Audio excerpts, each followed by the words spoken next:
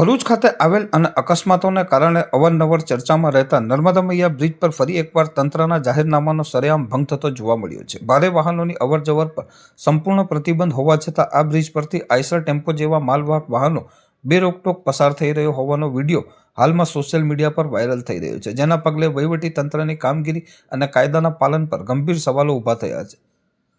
ભરૂચ અને અંકલેશ્વરને જોડતા આ નર્મદા મૈયા બ્રિજ પર અકસ્માતોની વધતી જતી સંખ્યાને ધ્યાનમાં રાખીને જિલ્લા વહીવટી તંત્ર દ્વારા લાંબા સમયથી ભારે વાહનોના પ્રવેશ પર પ્રતિબંધ ફરમાવવામાં આવ્યો છે। શરૂઆતમાં માત્ર એસટી બસોને જ મંજૂરી હતી, પરંતુ બાદમાં અકસ્માતોની હારમાળાને પગલે અન્ય ભારે વાહનો પર સખત પ્રતિબંધ લાદી દેવામાં આવ્યો હતો। જોકે તાજેતરમાં વાયરલ થયેલ વિડીયોમાં સ્પષ્ટપણે જોઈ શકાય છે કે પ્રતિબંધ હોવા છતાં એક પછી એક આઈસર ટેમ્પો આ બ્રિજ પરથી પસાર થઈ રહ્યા છે।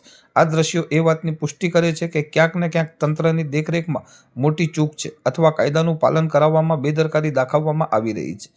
સૂત્રોના જણાવ્યા અનુસાર ભારે વાહન ચાલકો નેશનલ હાઈવે નંબર 48 પરના લાંબા ટ્રાફિક જામ અને ટોલના ખર્ચમાંથી બચવા માટે પ્રતિબંધિત હોવા છતાં શોર્ટકટ તરીકે આ બ્રિજનો ઉપયોગ કરવાનું જોખમ લઈ રહ્યા છે। આ બેજવાબદાર કૃત્ય માત્ર બ્રિજની સુરક્ષા માટે જ નહીં, પરંતુ અન્ય વાહન ચાલકોના જીવ માટે પણ જોખમી સાબિત થઈ શકે છે।